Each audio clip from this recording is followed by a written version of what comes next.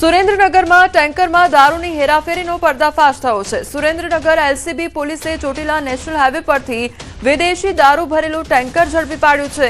તો જાની વડલા ગામના બ્રિજ પાસેથી દારૂ અને બિયરના જથ્થા સાથે ટેન્કર ઝડપાયું। ટેન્કરમાંથી વિદેશી દારૂ અને બિયરની કુલ 14,544 બોટલો મળી આવી છે।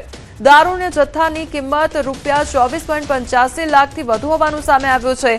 તો ટેન્કર સહિત કુલ ₹39.95 લાખનો મુદ્દામાલ પોલીસે કબજે કર્યો છે। પોલીસે ટેન્કર ચાલકની ધરપકડ કરી અલગ અલગ રાજ્યોની ખોટી નંબર પ્લેટ લગાવી દારૂની હેરાફેરી થતી હોવાનો ખુલાસો કર્યો છે।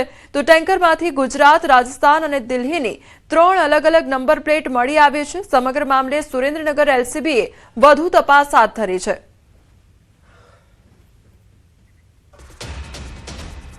આ તરફ નર્મદામાં 7.65 લાખના વિદેશી દારૂ સાથે એક શખ્સને ઝડપી પાડવામાં આવ્યો છે। નર્મદા એલસીબી પોલીસે ડેડિયાપાડાની ડુમખલ ચેકપોસ્ટ પરથી વિદેશી દારૂની હેરાફેરી ઝડપી પાડી છે। ચેકપોસ્ટ પરથી ₹7.65 લાખના મુદ્દામાલ સાથે એક આરોપીની ધરપકડ કરવામાં આવી છે। તો આરોપી પાસેથી 2400 પ્લાસ્ટિક ક્વાર્ટર મળી આવ્યા। જપ્ત દારૂની કિંમત ₹4.60 લાખ હોવાનું સામે આવ્યું છે। તો દારૂની હેરાફેરીમાં વપરાયેલી મહિન્દ્રા બોલેરો અને એક મોબાઈલ ફોન જપ્ત કરવામાં આવ્યા છે। આ કેસમાં દેવજી રતા વસાવાની ધરપકડ કરવામાં આવી છે। દારૂ ભરી આપનાર અને મંગાવનાર સહિત 3 સામે ગુનો નોંધાયો છે। એલસીબી પોલીસે સમગ્ર મામલે વધુ તપાસ હાથ ધરી છે।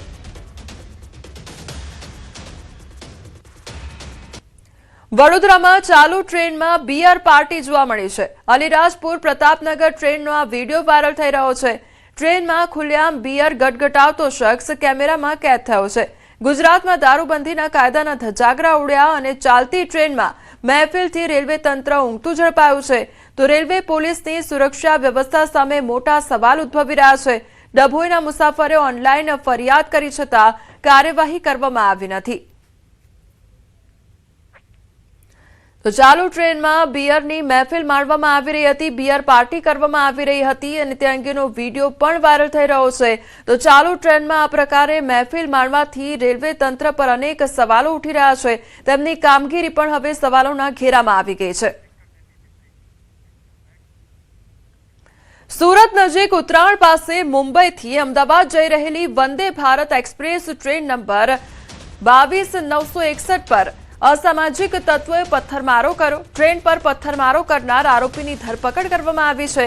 તો સુરત રેલવે સ્ટેશનથી રવાના થયા બાદ પસાર થતી ટ્રેન પર પથ્થરો ફેંકવામાં આવ્યા હતા। અગાઉ મુંબઈથી અમદાવાદ જતી ડબલ ડેકર ટ્રેન પર પણ થયો હતો હુમલો। ત્યારે ઘટનામાં કોઈ જાનહાનિ થઈ નથી અને ટ્રેનમાં સવાર ઉત્તર પ્રદેશના રાજ્યપાલ આનંદીબેન પટેલ તેમજ દાદરા નગર હવેલી અને દમણ દીવના પ્રશાસક પ્રફુલ્લ પટેલ પણ સુરક્ષિત છે। ઘટનાની જાણ થતાં આરપીએફ અને ઉત્તરાયણ પોલીસ સ્થળે પહોંચી હતી અને એક શંકાસ્પદ યુવકને અટકાયત કરીને અંકલેશ્વર ખાતે પૂછપરછ શરૂ કરવામાં આવી છે।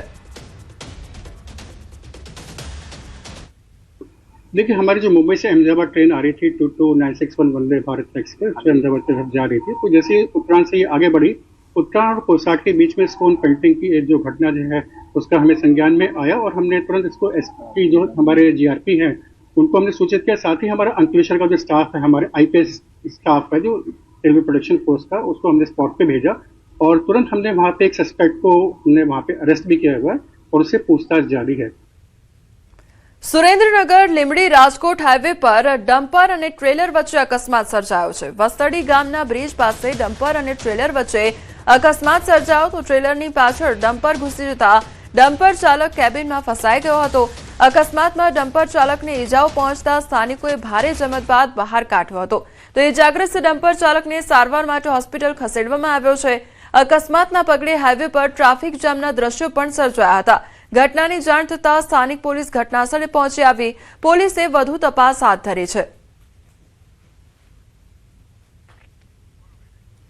તો ડમ્પર અને ટ્રેલર વચ્ચે અકસ્માતની ઘટના સર્જાઈ છે। અકસ્માત સર્જાતા ટ્રાફિક જામના દ્રશ્યો પણ સર્જાયા હતા। પોલીસ પણ ઘટનાસ્થળે પહોંચી આવી હતી અને ત્યારબાદ હવે તપાસ હાથ ધરવામાં આવી રહી છે। તો હાઈવે પર ડમ્પર અને ટ્રેલર વચ્ચે અકસ્માત સર્જાયો છે। આ તરફ સાપુતારામાં કાર અકસ્માતની ઘટના સર્જાઈ છે। સાપુતારામાં વહેલી સવારે ગાઢ ધુમ્મસ વચ્ચે કાર અકસ્માત સર્જાયો। નાગેશ્વર મહાદેવ મંદિર પાસે કાર વીજપોલ સાથે ધડાકાભેર અથડાઈ ગઈ હતી. ઓછી દ્રશ્યતાને કારણે અકસ્માત સર્જાયો હોવાની પ્રાથમિક માહિતી સામે આવી રહી છે. તો અકસ્માત સમયે કારમાં 4 લોકો સવાર હોવાનું સામે આવ્યું છે. સદનસીબે અકસ્માતમાં કોઈ જાનહાનિ સર્જાઈ નથી. કારમાં સવાર 2 લોકો ઘટનાસ્થળેથી નાસી છૂટ્યા હોવાની માહિતી સામે આવી છે. તો કારમાં સવાર લોકો મહારાષ્ટ્રના હોવાનું પ્રાથમિક તારણ સામે આવ્યું છે. કારમાં સવાર લોકો નશાની હાલતમાં હોવાની સ્થાનિકોમાં ચર્ચા છે.